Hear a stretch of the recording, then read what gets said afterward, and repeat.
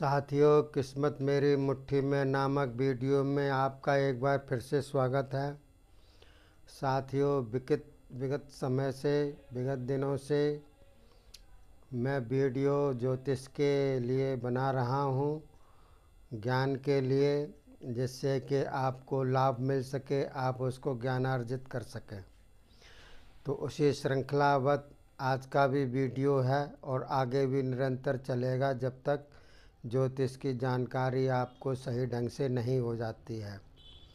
तो देखिए साथियों, जैसे कि आपको मालूम है पृथ्वी के चारों ओर चंद्रमा चक्कर लगाता है।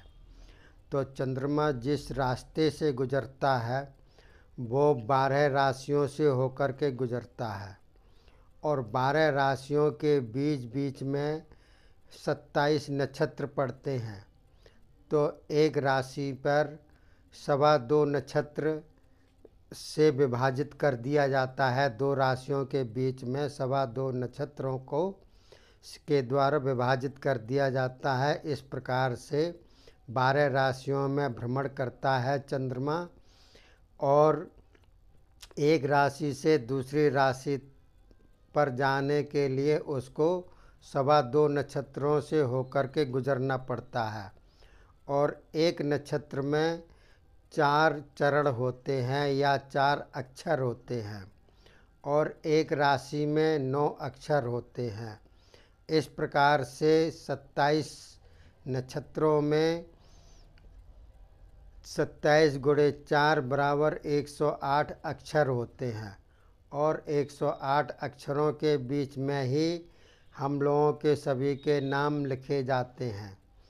तो देखिए साथियों, जैसा कि मैंने बतलाया है, चंद्रमा जब गुजरता है मेष राशि से लेकर के और वृष राशि के बीच में एक राशि से दूसरी राशि पर कोई सी भी राशि हो तो उसमें अश्विनी भरणी 4 चरण इसके, 4 चरण भरणी के और 1 चरण कृतिका का, ऐसे 4, 4, 8 और 1, 9 चरणों से यानी या 9 अक्षरों से होकर के गुजरता है चंद्रमा। और फिर वृष राशि आ जाती है।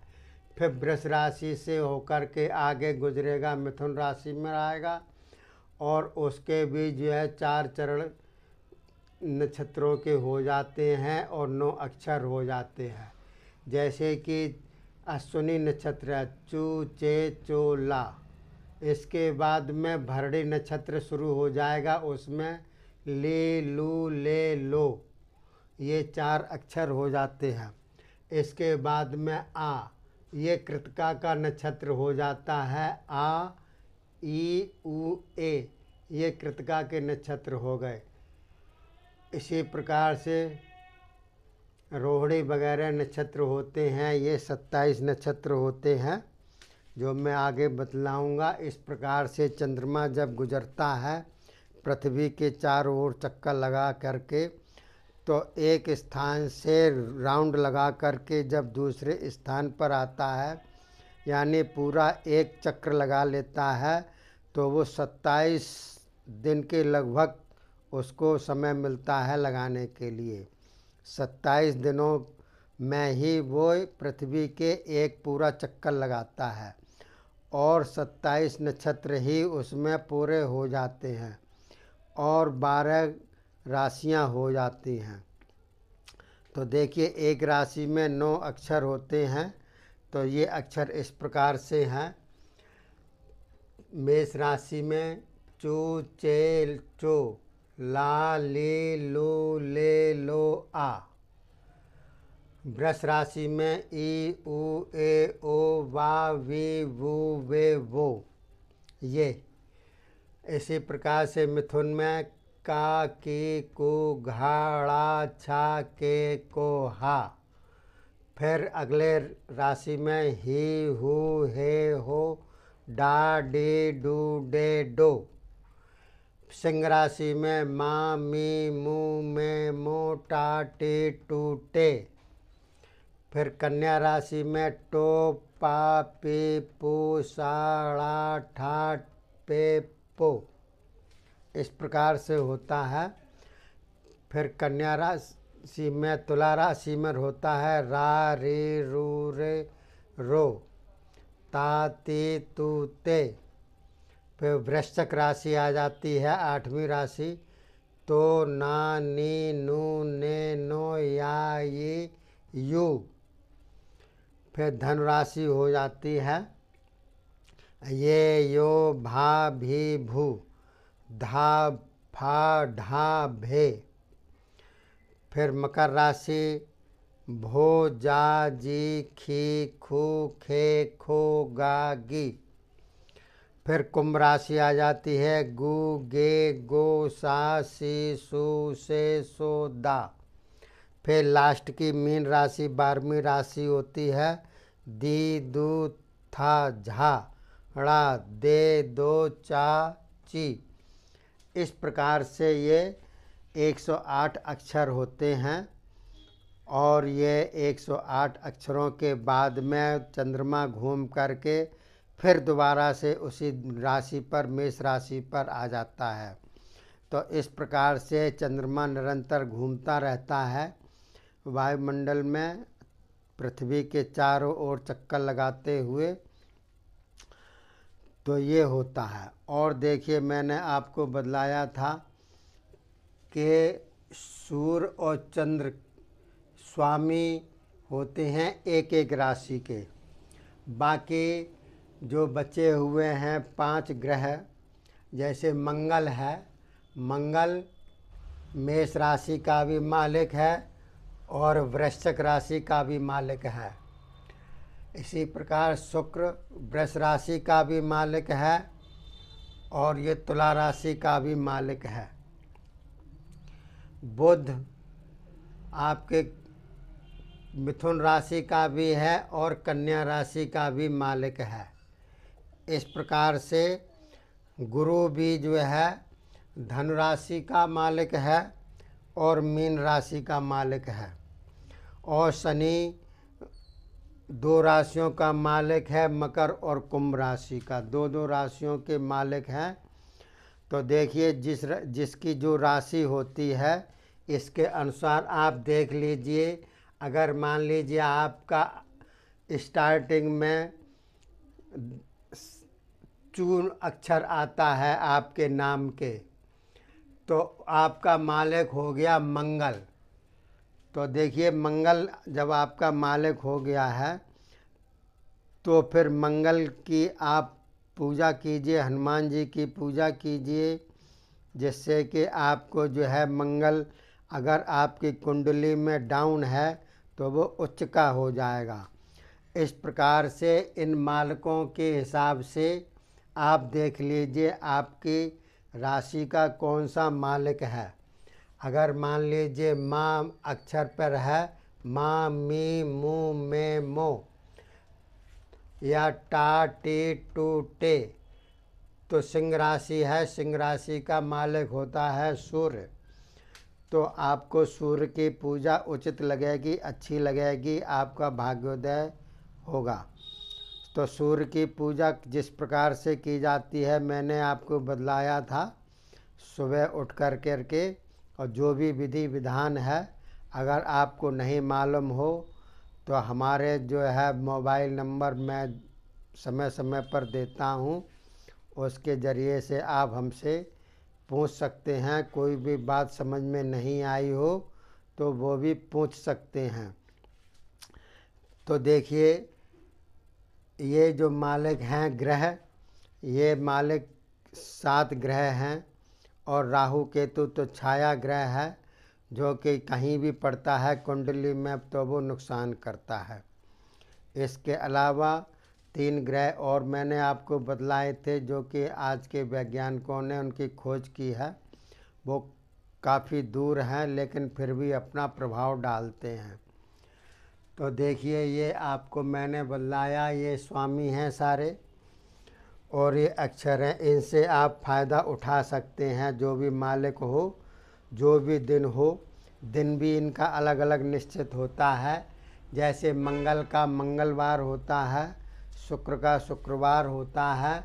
ये दिन के हिसाब से पूरे लगे हुए हैं मंगल का मंगल, शुक्र का बुध का बुधवार को, चंद्र का सोमवार को, सूर्य का रविवार को। ये सारे वार हैं, वार के हिसाब से ये सारे ग्रह आते हैं। शुक्र का शुक्रवार को, गुरु का गुरुवार को या बृहस्पतिवार को, और शनि का शनिवार को। इस प्रकार से ये सातों एक हफ्ते में सातों दिन होते हैं।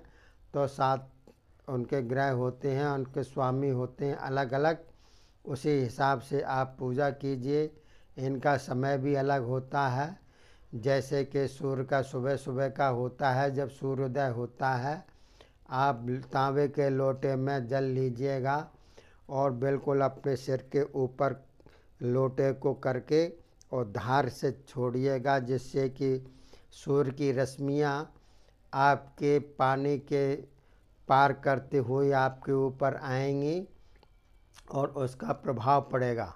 पानी इस प्रकार से डलना चाहिए कि वो पैरों में नहीं आए, और एक चक्कर लगा करके प्रणाम कीजिएगा सूर्य का। सूर्य का मंत्र भी होता है।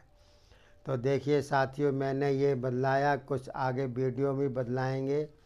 आगे आप गुड हेल्थ के बारे में कुछ मैं बतलाता हूँ। देखिए गुड हेल्थ के बारे में, जिनके सफ़ेद बाल हो जाते हैं जवानी में, बचपन में किसी कारण से हो जाते हैं, बुढ़ापे के अलावा, क्योंकि बुढ़ापे में तो सभी के बाल सफ़ेद हो जाते हैं, लेकिन जिनके जवानी में और या बचपन में हो जाते हैं सफ़ेद बाल, चिंताओं के कारण या फिर किसी विटामिन की कमी के कारण या पेट की खराबी के कारण, स्वास्थ्य की कमी के कारण या विशेष टेंशन वगैरह के कारण या कोई और भी कारण हो, तो उसके लिए देखिए बाल काले करने के लिए यहाँ पर मैंने आपको 4 नुस्खे लिखे हुए हैं।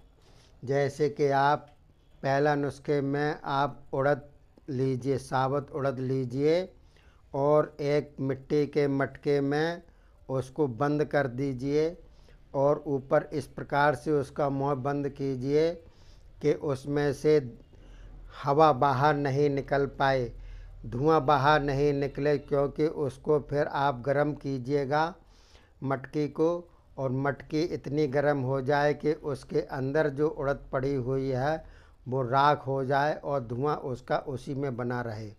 फिर उस मटकी को आप उतार लीजिएगा और ठंडा होने के बाद में उसमें से राख जो है जो निकाल लीजिएगा, और उस राख में सरसों का तेल और आक का दूध दोनों मिला करके शीशी में भर लीजिएगा, और जैसे आप तेल लगाते हैं वैसे सिर में लगाइएगा, जिससे कि आपको जो है काले बाल हो जाएंगे सफ़ेद के।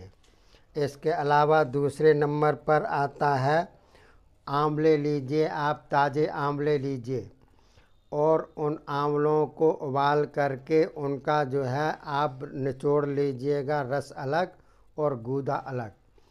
उस गूदे में आप जो है मिश्री मिलाइए संभाग, और मिला करके उसको जो है मधु के साथ आप इमर्तबान में रख लीजिएगा। गूदे को गूदा लीजिएगा, गूदा हो जाए ना तो उसमें कम से कम जो है 1/4 भाग जो है घी लेकर के उसको भून लीजिएगा और उसमें मिश्री मिला लीजिएगा और इमर्तबान में रख लीजिएगा, और उसको सुबह शाम मधु या शहद के साथ में चाटिएगा और ऊपर से दूध पी लीजिएगा। तो उसमें बाल भी काले होंगे और पौरुष शक्ति भी बढ़ेगी, स्तंभन शक्ति भी बढ़ेगी, डबल काम हो जाएंगे आपके। तीसरे नंबर पर है आंवला लीजिए, सूखे आंवले लीजिए, उनका पाउडर बना लीजिएगा और उसमें नींबू निचोड़ करके उसको जो है सिर में लगाइएगा, और 3-4 घंटे के बाद में आप अपना सिर धो लीजिएगा। इस प्रकार से निरंतर करने पर बाल झड़ना, बालों का बिना समय सफ़ेद हो जाना, ये सारी बातें व्याधियाँ ख़त्म हो जाएंगी। चौथे नंबर पर है तुलसी के पत्ते। तुलसी के पत्ते लीजिएगा और आंवला का चूर्ण लीजिएगा और उनको संभाग मिला करके सिर पे लगाइएगा, रगड़िएगा और फिर इसके बाद में कुछ देर के बाद में आप उसको हटा लीजिएगा, धो लीजिएगा पानी से, साफ पानी से। इस प्रकार से करने पर भी आपके सफ़ेद बाल काले हो जाएंगे। और किसी भी प्रकार की अगर सिर में लीक है या जुएँ पड़े हुए हैं या बाल झड़ते हैं तो वो भी समाप्त हो जाएंगे। बालों के लिए स्वस्थ बाल आपके हो जाएंगे। तो देखिए, बालों के लिए जो भी मैं आपको नुस्खे बतला रहा हूँ वो सारी चीज़ें घर पर ही उपलब्ध हो जाती हैं और आप बड़ी आसानी से कर सकते हैं। इनका कोई भी साइड इफ़ेक्ट नहीं है। तो देखिए साथियों, आगे मैं वीडियो में और भी निरंतर बतलाऊँगा।